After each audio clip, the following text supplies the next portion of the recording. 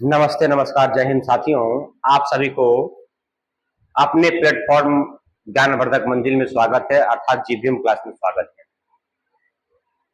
आशा करते हैं कि आप लोग स्वस्थ होंगे, मस्त होंगे, अपने घरों में पढ़ाई कर रहे होंगे, बेहतरीन तरीका से बोर्ड एग्जाम का तैयारी कर रहे होंगे, यह उम्मीद है। तो आज हम लोग पढ़ने वाले हैं हिंदी व्याकरण, और ये हिंदी व्याकरण सभी क्लास के लिए अत्यंत महत्वपूर्ण है, बहुत ज्यादा महत्वपूर्ण है, क्योंकि ये व्याकरण जो है 6 में भी पूछा जाता है, 7th में भी पूछा जाता है, 8 में पूछेगा, 9th में पूछेगा, 10th में पूछेगा, 11 में पूछा जाता है, और 10th और 12 में भी पूछा जाता है, यहाँ तक बीए में भी पूछा जाता है। तो ये इस क्लास को देखना ना भूलें। ये बहुत इंपॉर्टेंट क्लास है, बहुत इंपॉर्टेंट चैप्टर भी चल रहा है। तो संगे संग हम लोग ऑब्जेक्टिव भी पढ़ेंगे और इसका थ्योरी भी पढ़ेंगे। तो इस क्लास में आप लोग शुरू से अंत तक बने रहें। इस क्लास में बनने से आपको फायदा होगा। चलिए आज हम लोग पढ़ेंगे अध्याय 2 पढ़ेंगे। क्या पढ़ेंगे? अध्याय 2। और हम लोग अध्याय 1 पढ़ लिए हैं, और आज का जो लेक्चर है, आज का दूसरा लेक्चर है, दूसरा वीडियो है। तो ना देर करते हुए हम स्टार्ट करते हैं। वर्ण, वर्ण क्या होता है? देखो, एक वर्ण का मतलब होता है रंग। वो रंग नहीं है, कलर होता है, कलर नहीं है। ठीक है, कलर ये नहीं है। तो वर्ण क्या था? भाषा की मूल ध्वनि और मूल ध्वनि के प्रतीक चिन्हों को वर्ण कहते हैं। मतलब ये बोला गया है कि वर्ण हम किसको कहते हैं? वर्ण हम उसको कहते हैं कि भाषा के जो मूल ध्वनि होता है, मेन ध्वनि होता है। जैसे हम बोले क, क्या क का है? भाषा की एक मूल ध्वनि है। तो क्या है? भाषा की एक मूल ध्वनि है। हम बोल दे ख, ख क्या है? भाषा की मूल ध्वनि है। गौ क्या है? गौ भाषा की मूल ध्वनि है। और इसी को हम लोग क्या बोलते हैं? अक्षर भी बोलते हैं। या तो फिर इसको बोलेंगे हम, जिस मूल ध्वनि का खंड या टुकड़ा नहीं किया जा सके उसे वर्ण कहते हैं। ध्वनि यहाँ ऐसे होगा, इधर से नहीं होगा ना, ये नहीं होगा। समझिए, कहने का मतलब ये हो गया, जिस मूल ध्वनि की टुकड़ा या खंड नहीं होता है उसे क्या कहते हैं? हम वर्ण कहते हैं। यानी जिसको हम तोड़ नहीं सकते हैं, जिसको हम बांट नहीं सकते हैं, उसे हम क्या कहते हैं? वर्ण कहते हैं। जैसे मान लीजिए क, बताइए क को क्या तोड़िएगा? इसको तोड़ने कोई रास्ता है क्या? बिल्कुल कोई रास्ता नहीं है। हम बोल देंगे य, क्या यो का तोड़ने का रास्ता है क्या? बिल्कुल नहीं। यो को तोड़ ही नहीं सकते हैं। बोल दे छ, तो इसको भी तोड़ नहीं सकते हैं। बोल दे छ, इसको भी तोड़ नहीं सकते हैं। यानी जिसको हम टुकड़ा नहीं कर सकते हैं उसे क्या बोलते हैं? वर्ण बोलते हैं। हाँ, हम व्याकरण और ये वर्ण में क्या स्वर और व्यंजन क्रम से हम तोड़ सकते हैं, लेकिन ऐसे हम तोड़ नहीं सकते हैं। ठीक ना? यानी जिसको हम क्या कहते हैं? खंड या टुकड़ा नहीं कर सकते हैं उसे हम क्या बोलते हैं? वर्ण कहते हैं। बोलो बाबू, यहां तक सभी को समझ में आया है? अगर समझ में आ गया तो सभी लोग कमेंट में यस लिखें। अगर समझ आ गया तो कमेंट में यस लिखें, और जितने बच्चे इस क्लास में जुड़े हुए हैं वो शेयर कर दें। और जो पहली बार इसमें इसमें लाइव आए हैं, देख रहे हैं पहली बार, तो इस चैनल को सब्सक्राइब कर लें। इस चैनल को सब्सक्राइब कर लें, और जो लाइक नहीं किए हैं वो लाइक भी ठोक दें, फटाफट लाइक दे दें। चलते हैं, आगे बढ़ते हैं। आगे में क्या? वर्णमाला। वर्णों के समुदाय को क्या कहते हैं? हम वर्णमाला कहते हैं। वर्णों के समुदाय को क्या कहते हैं? वर्णमाला कहते हैं। मतलब देखो, माला, माला क्या होता है? जैसे हम लोग गले में माला पहनते हैं, मोतियों का माला। मतलब मोतियों का माला क्यों बोलते हैं? क्योंकि उसे बहुत सारा मोती है, बहुत सारा मोती लगा हुआ है, इसलिए क्या हो गया? वो मोतियों का माला हो गया। क्या हो गया? वो मोतियों का माला हो गया। इसलिए वर्णमाला किसे कहते हैं? बहुत सारे वर्ण मिलकर एक माला बनेंगे, एक समूह बनेंगे, उसी को क्या बोलते हैं? वर्णमाला कहते हैं। यानी कि वही लिखे हैं, वर्णों के समुदाय को वर्णमाला कहते हैं। हिंदी में सुनो, हिंदी में देवनागरी लिपि में मूलतः 47 वर्ण है। पहले था, अभी नहीं है, पहले था। मूल रूप से 47 वर्ण थे, लेकिन अभी के हिंदी में, आधुनिक हिंदी, किंतु आधुनिक हिंदी में 52 वर्ण हो गए। कितने वर्ण हो गए? 52 वर्ण हो गए। अभी की हिंदी में 52 वर्ण हो गए। यहां तक समझ में आ गया होगा कौन कौन सा बढ़ा है। देखिए स्वर आ आ हर्षई दीर्घई हर्षौ दीर्घौ री ए ऐ ओ औ अंग आ। इसमें कितना है? 11 है। कितने इसमें? 11 है। कवर्ग, चवर्ग, टवर्ग, तवर्ग, पवर्ग, इसमें कितना है? 1 2 3 4 5, इसमें 25 हुआ है। ठीक है। अब देखो उष्म, उष्म जो है क्या वो है? 1 2 3 4। देखो फिर अंथ, अंथस्थ में क्या है? 1 2 3 4, तो 4 यहाँ 4 यहाँ 8 हो गया। हाँ अयोगवाह, ये क्या? अयोगवाह है। ध ड ढ अंग अ, ये अयोगवाह है। और अक्ष तर ज्ञ और स्र, ये संयुक्ता अक्षर है। मतलब दो चार वो अक्षर मिलने के बाद ये बना है। क्या बना है? दो चार अक्षर मिलने के बाद बना है। तो कितना हो गया? 4 और 4 8, 4 12 और 4 16। देखो हो सकता है पूरे या ना पूरे, देखते हैं। 6 5 11, 1 12 के 2, बाकी 1 1 और 2 3 और 1 4, 1 बाकी 5। कितना हो गया? 52। कुल कितने अक्षर हो गए? 52 अक्षर हो गए। तो बाबू आज जो यहाँ देख रहे हैं, जो भी जुड़े हुए हैं, दिक्कत नहीं होना चाहिए कि हिंदी वर्णमाला में 52 अक्षर कैसे हो गया। किसी को डाउट नहीं होना चाहिए। और है तो समझिए, आ आ हर्षई दीर्घई हर्षौ दीर्घौ री ए आई ओ औ, ये होता है ना, ये स्वर है। क्या है? स्वर है। और यहां से लेकर यहां तक जो है व्यंजन है। सब व्यंजन, सब व्यंजन यहाँ से तक। लेकिन व्यंजन का भी अलग अलग पार्ट है। क क ख पूरा क्या बोलते हैं? कवर्ग बोलते हैं। क्या बोलते हैं इसको? कवर्ग बोलते हैं। और च छ पूरा क्या बोलते हैं? चवर्ग बोलते हैं। क्या बोलते हैं इसको? चवर्ग बोलते हैं। और ट ठ क्या बोलते हैं? टवर्ग बोलते हैं। ता था क्या बोलते हैं? तवर्ग बोलते हैं। अब प फ क्या बोलते हैं? पवर्ग बोलते हैं। और अंथस्थ व्यंजन, अंथस्थ व्यंजन ये य र ल व होता है। ये क्या है? अंथस्थ व्यंजन है। ठीक है।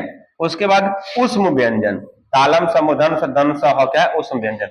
अयोगवाह यानी बाहर से आकर यहाँ मिला है, वो क्या है? ड ढ अंग अ, है ना। और उसके बाद संयुक्ताक्षर, मतलब दो चार वर्ण मिलकर ये संयुक्त होकर मिलकर ये वर्ण बना है, इसी को बोलते हैं संयुक्ता अक्षर। यहां तक सभी बच्चे को समझ में आ गया होगा, किसी को दिक्कत नहीं होता होगा, किसी को दिक्कत नहीं, बिल्कुल नहीं होता होगा, मेरा आशा है, उम्मीद। ठीक है। अगर ये समझ में आ गया है तो सभी लोग इस क्लास को शेयर कर दें, सभी लोग इस क्लास को शेयर कर दें, ज्यादा से ज्यादा लोगों तक भेज दें इसको, जिससे कि सभी लोग जान जाएं कि इसमें कुल कितने वर्ण होते हैं, यानी कि हिंदी वर्णमाला में कुल कितने वर्ण होते हैं, सभी लोग जान जाएगा। शॉर्ट नहीं बना सकता है। लिपि किसे कहते हैं? देखो, भाषा को लिखने के ढंग को लिपि कहते हैं। यानी कि कहने का मतलब ये हो गया कि हम भाषा जिस ढंग से लिखते हैं, जिस लिखने का जो तरीका होता है, उसी को क्या कहते हैं? लिपि कहते हैं। कहने का मतलब ये हो गया, फिर समझो, भाषा को लिखने के ढंग को, भाषा को लिखने का ढंग जो होता है उसी को लिपि कहते हैं। और हम हिंदी जो लिखते हैं वो देवनागरी लिपि में लिखते हैं।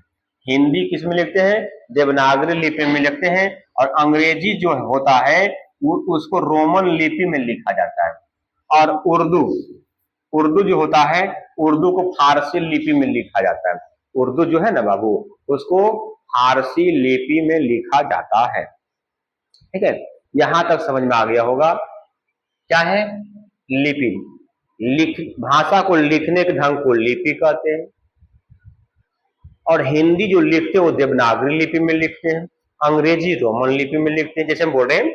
और संस्कृत जो है, उर्दू जो है ये फारसी भाषा में लिखते हैं। क्या कहते हैं? और हिंदी और संस्कृत देवनागरी लिपि में ही लिखा जाता है। चलिए अब यहां से हम लोग पढ़ेंगे वर्ण कितने प्रकार के होते हैं। वर्ण जो होते हैं वो वर्ण जो होते हैं कितने प्रकार के होते हैं? वर्ण दो प्रकार के होते हैं। पहला है स्वर वर्ण, दूसरा है व्यंजन वर्ण। स्वर वर्ण क्या होता है, व्यंजन वर्ण क्या होता है, इसको समझना है। स्वर वर्ण किसको कहते हैं?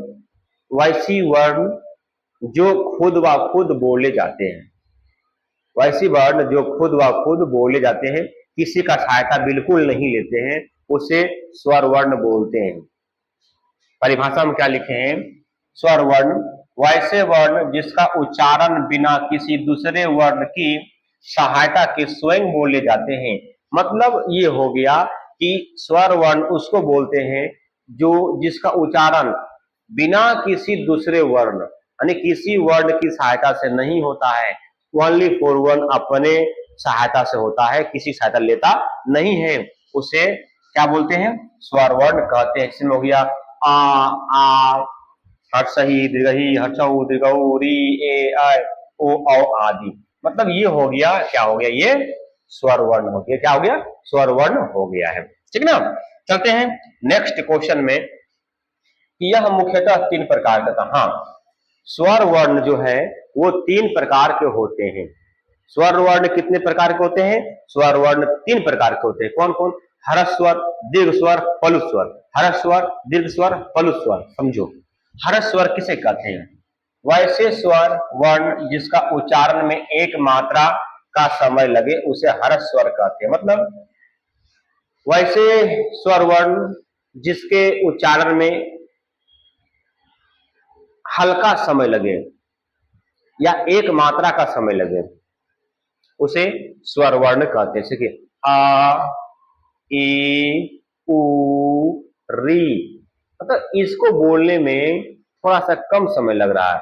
अरे ही बोलो आ, दीर्घही, दीर्घहू, ज्यादा उच्चारण देना पड़ रहा है, इसलिए क्या हो जाएगा? प्लुत ये हो जाएगा, क्या? दीर्घ स्वर हो जाएगा। दीर्घ स्वर किसे कहते हैं? वैसे स्वर वर्ण जिनका उच्चारण में दो मात्राओं का समय लगे उसे दीर्घ स्वर कहते हैं। मतलब दो मात्राओं का समय लगे या जिसका उच्चारण में ज्यादा जोर देना पड़े, ज्यादा उच्चारण करना पड़े, उसे क्या कहते हैं? दीर्घ स्वर कहते हैं। तो क्या आ, दीर्घ ही, दीर्घहू, तो क्या है? ये सब जो है दीर्घ स्वर है। क्या है? दीर्घ स्वर है। अगला क्या है? पलुत स्वर। पलुत स्वर किसे कहते हैं? वैसे स्वर वर्ण जिसका उच्चारण में तीन मात्राओं का समय लगे उसे पलुत स्वर कहते हैं। यानी जिनका उच्चारण में जो है तीन मात्रा का समय लगता है उसे क्या कहते हैं? पलुत स्वर कहते हैं। हो गया हे राम, हे राम, हे राम। अरे श्याम, श्याम, अरे श्याम, अरे श्याम, है ना? तीन मात्राओं का समय लग रहा है, उसे क्या कहेंगे हम? पलुत स्वर कहेंगे। बाबू यहां तक सभी को समझ में आ गया होगा, किसी को डाउट नहीं हुआ होगा। यहां तक जो बताए हैं सभी को समझ में आया होगा, ये मेरी गारंटी है। अगर समझ में नहीं आया है तो कमेंट बॉक्स के माध्यम से बता दें कि सर हमको समझ में आया है या नहीं समझ में आया है। ये कमेंट बॉक्स के माध्यम से बताना पड़ेगा भाई। ठीक है, बताओ समझ में आ गया सभी को? अगर समझ में आ गया है तो ठीक है, अगर समझ में नहीं आया तो बताएं। और जितने बच्चे इस क्लास को देख रहे हैं, वीडियो को देख रहे हैं, अगर अच्छा लग रहा है, समझ में आ रहा है, इसको शेयर कर दें।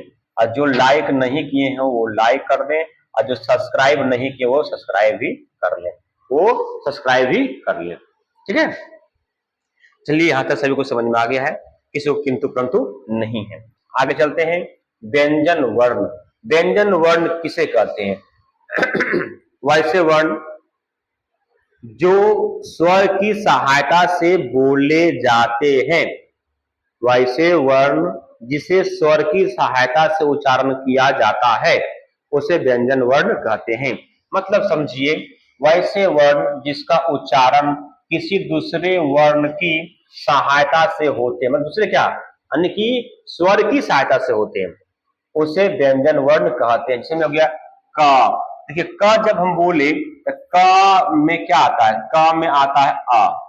क में क्या आता है? आ। जब तक ये आ नहीं आएगा तो पूरा क का उच्चारण नहीं होगा, पूरा क का उच्चारण नहीं होगा।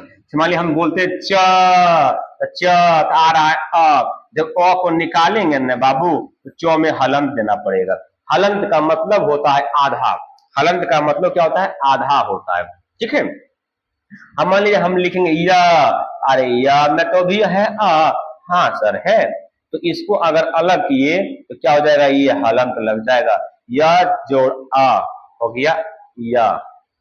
बोलो यहां तक सभी कुछ समझ में आ गया? कोई दिक्कत नहीं हुआ होगा, कोई दिक्कत नहीं होना चाहिए। यानी कि जिसका उच्चारण में स्वर आ जाए उसे व्यंजन वर्ण कहते हैं, जिसका उच्चारण में कोई नहीं आए उसको स्वर वर्ण कहते हैं। ये मेरे हिसाब से हुआ। चलिए, उच्चारण में वायु प्रक्षेप की दृष्टि से व्यंजन कितने प्रकार के होते हैं? मतलब उच्चारण के अनुसार से व्यंजन जो होते हैं वो कितने प्रकार के होते हैं? उच्चारण के अनुसार व्यंजन जो होते हैं वो कितने प्रकार के होते हैं? उच्चारण के अनुसार से व्यंजन दो प्रकार के होते हैं, अल्पप्राण और महाप्राण। तो अल्पप्राण क्या है? जिन व्यंजनों के उच्चारण में हकार की ध्वनि उत्पन्न नहीं होती है उसे अल्पप्राण कहते हैं। मतलब हकार, जब हम लोग ध्वनि को बोलते हैं हकार उत्पन्न नहीं होता है, हकार नहीं निकलता है, नहीं होता है ना, उस क्या बोलते हैं? अल्पप्राण। जिसमें हो गया क ख से लेके प फ तक, यानी क वर्ग से लेकर प वर्ग तक प्रत्येक वर्ग का पहला अक्षर, तीसरा अक्षर और पांचवा अक्षर, यानी क ख से लेके प फ तक पहला अक्षर, तीसरा अक्षर, पांचवा अक्षर अल्पप्राण होते हैं। क्या होते हैं? अल्पप्राण होते हैं। बोलो क, क, ग, अंग, बोलो ख, घ, हकार निकल रहा है। क्या निकल रहा है? हकार निकल रहा है। ख और घ में क्या होता है? हकार निकलता है। लेकिन पहला, तीसरा और पांचवा में क्या होता है? हकार नहीं निकलता है। बोलो यहां तक समझ में आ गया होगा? क्या बोलेंगे? अल्पप्राण किसे कहते हैं? जिन व्यंजनों के उच्चारण में हकार की ध्वनि उत्पन्न नहीं होती है उसे अल्पप्राण कहते हैं। तो अल्पप्राण में कौन कौन होगा? क वर्ग से लेकर प वर्ग तक पहला, तीसरा, पांचवा, पहला, तीसरा, पांचवा अल्पप्राण। महाप्राण दूसरा, चौथा महाप्राण, दूसरा, चौथा महाप्राण। ठीक है। अब महाप्राण किसे कहते हैं? जिन व्यंजनों के उच्चारण में हकार की ध्वनि उत्पन्न होती है, बोला जिन वर्णों के उच्चारण में हकार की ध्वनि उत्पन्न होती है, हकार की ध्वनि उत्पन्न होती है उसे क्या कहते हैं? उसे कहते हैं महाप्राण कहते हैं। क्या कहते हैं? महाप्राण कहते हैं। ठीक है। जो दूसरा और चौथा वर्ण जो होते हैं वो महाप्राण होते हैं। इसमें हो गया ख, घ, अब छ में चलेंगे, छ और क्या हो जाएगा? झ, ये महाप्राण है। छ झ क्या हो गया? महाप्राण है। अब टठ में चलेंगे, ह और ये क्या हो जाएगा? ढ, ये क्या? महाप्राण है। बोलो आगे बात समझ में? अल्पप्राण और महाप्राण। और कुछ देर में हम लोग अब ऑब्जेक्टिव पढ़ेंगे, है ना? ऑब्जेक्टिव दूसरा क्लास में ले लेंगे, सही रहेगा का? ऑब्जेक्टिव दूसरा क्लास में बहुत सही रहेगा। एक ही क्लास में सब लेना ठीक बात नहीं होता है, ऑब्जेक्टिव का क्लास ले लेंगे। चलो अभी और बाकी है कंपन के आधार पर, मतलब वाइब्रेट के आधार पर, वाइब्रेशन के आधार पर। सुनिए मोबाइल में वाइब्रेट होता है, भन करता है ना, उस तरह भन भन की आवाज में, यानी कंपन के आधार पर व्यंजन वर्ण कितने प्रकार के होते हैं? कंपन के आधार पर व्यंजन वर्ण दो प्रकार के होते हैं, घोष वर्ण और अघोष वर्ण। घोष वर्ण और अघोष वर्ण। तो घोष वर्ण किसे कहते हैं?